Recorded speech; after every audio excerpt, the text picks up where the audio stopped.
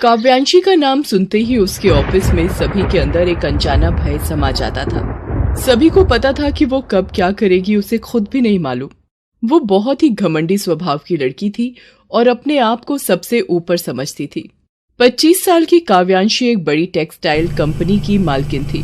वैसे मालकिन वो अपनी काबिलियत के कारण नहीं, बल्कि रमेश तलवार की इकलौती बेटी होने के कारण बन गई थी। रमेश तलवार अब बहुत बीमार रहते थे, इसलिए काव्यांशी के कंधों पर कंपनी की जिम्मेदारी आ गई थी। एक दिन की बात है। अरे, काम नहीं होता तो छोड़ क्यों नहीं देते नौकरी? गेट खोलने में इतनी देर क्यों कर दी? अब मैंने तो आपकी गाड़ी देखते ही गेट खोल दिया था मैडम। 20 सेकंड लेट थे तुम। तुम्हें जरा भी पता है टाइम की कीमत क्या होती है? मैं भी किससे बात कर रही हूँ? अगर तुम्हें पता होता तो यहाँ गार्ड की नौकरी नहीं कर रहे होते। काव्यांशी को इतना गुस्से में देख बूढ़े गार्ड ने उससे माफी मांगी, लेकिन मैडम, आइंदा ऐसी गलती नहीं होगी, मुझे माफ कर दीजिए।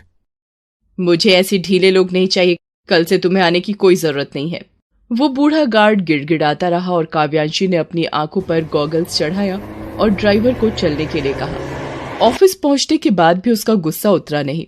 इस बार उसका गुस्सा मैनेजर विवेक पर उस गलती के लिए निकला जो उसने की ही नहीं थी। चुप, एकदम चुप रहो तुम। तुम्हें पता है तुम्हारी इस एक गलती के कारण कंपनी को लाखों का नुकसान हो सकता था। लेकिन मैम, इसमें मेरी गलती कैसे है? आपने मुझे डॉक्यूमेंट्स कुरियर करने के लिए दिए, मैंने वो उसी समय कुरियर कर दिए। कुरियर कंपनी वालों ने लेट किया तो उसमें मेरी क्या गलती? तुम्हें उस कुरियर कंपनी का ट्रैक रिकॉर्ड चेक करना चाहिए था। आई एम सॉरी मैम, लेकिन आपने ही मुझे उस कुरियर का नाम सजेस्ट किया था।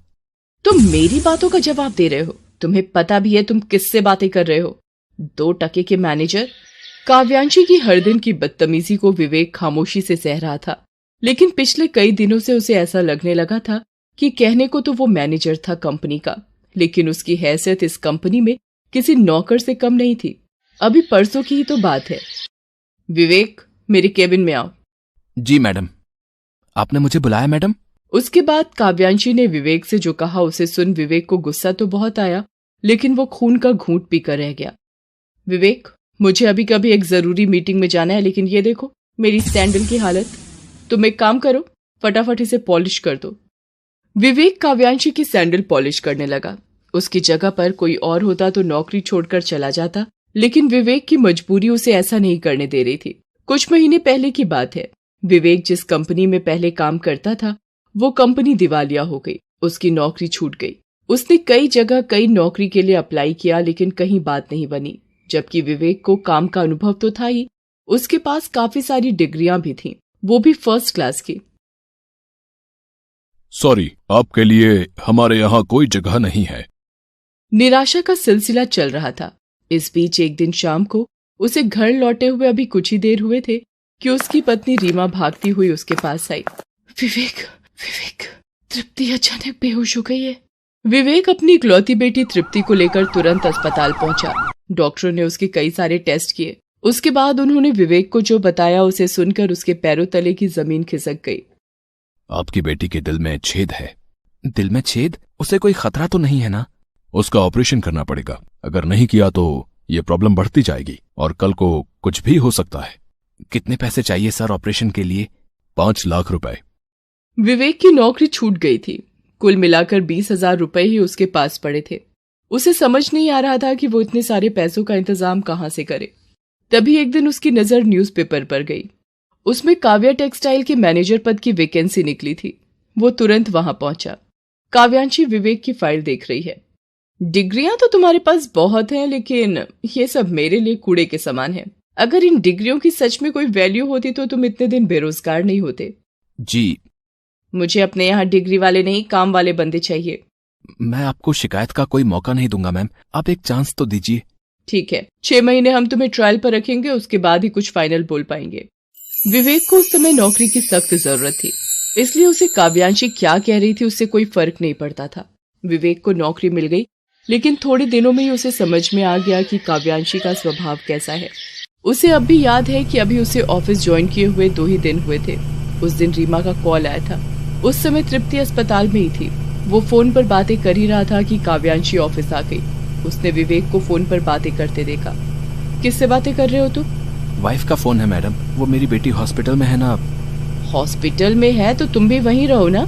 ऑफिस आवर में तुम्हारी घरेलू प्रॉब्लम घर में रख कर आओ, और नहीं आ सकते तो कंपनी का गेट खुला है, अभी कभी निकल जाओ। विवेक को पता था कि ये नौकरी उसके लिए कितनी इम्पोर्टेंट है, इसलिए उसने काव्यांशी से माफी मांगी। लेकिन हर दिन के अपमान और शोषण ने विवेक का दिल तोड़ दिया था। वो चाहता था कि वो ये नौकरी छोड़ दे, लेकिन जिम्मेदारियों ने उसे बांध रखा था। इस बीच एक घटना ने सब कुछ बदल दिया। रात का समय था।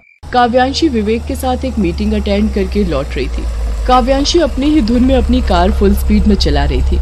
विवेक बेचारा पीछे की सीट पर सहमा सा बैठा हुआ था। कार इतनी स्पीड में थी कि उसका नियंत्रण उस पर से खो गया और उसने कार फुटपाथ पर सो रहे लोगों पर चढ़ा दी। 5 लोगों की तो तत्काल मौत हो गई, कुछ घायल भी हो गए। ओह गॉड, ये क्या हो गया? अब तो मुझे जेल जाने से कोई नहीं रोक सकता। इस बीच कई सारे लोग इकट्ठा होने लगे थे, लेकिन काव्यांशी के दिमाग में तो कुछ और ही चल रहा था। उसने विवेक से कहा, विवेक, इस एक्सीडेंट की जिम्मेदारी तुम ले लो। मैडम मैं... हाँ तुम्हारी बेटी अस्पताल में है ना, मैं उसके ऑपरेशन और आगे की सारी जिम्मेदारी उठा लूंगी, लेकिन तुम्हें ये इल्जाम अपने सिर लेना होगा, और अगर तुमने ऐसा नहीं किया तो तुम अपनी नौकरी से हाथ धो बैठोगे। तुम्हारी बेटी बिना ऑपरेशन के मर जाएगी। विवेक अजीब से संकट में फंस गया था। उसके पास काव्यांशी की बात मानने के अलावा कोई चारा नहीं था।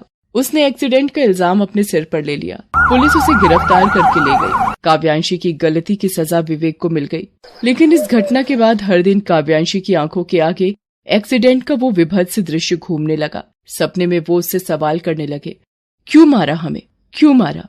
हर दिन एक ही तरह के सपने से काव्यांशी परेशान हो गई थी। जाओ तुम लोग जाओ यहाँ से, जाओ। काव्यांशी की हालत पागलों सी हो गई थी। उसे रातों को नींद नहीं आती थी। ऑफिस में भी उसका मन नहीं लगता था। जीवन में पहली बार उसे ऐसा लगने लगा था कि उससे गलती हो गई है। उसे ये भी लगने लगा था कि उन लोगों की तो वो गुनहगार है ही जिसके ऊपर उसने गाड़ी चढ़ाई। विवेक की भी वो कम गुनहगार नहीं है।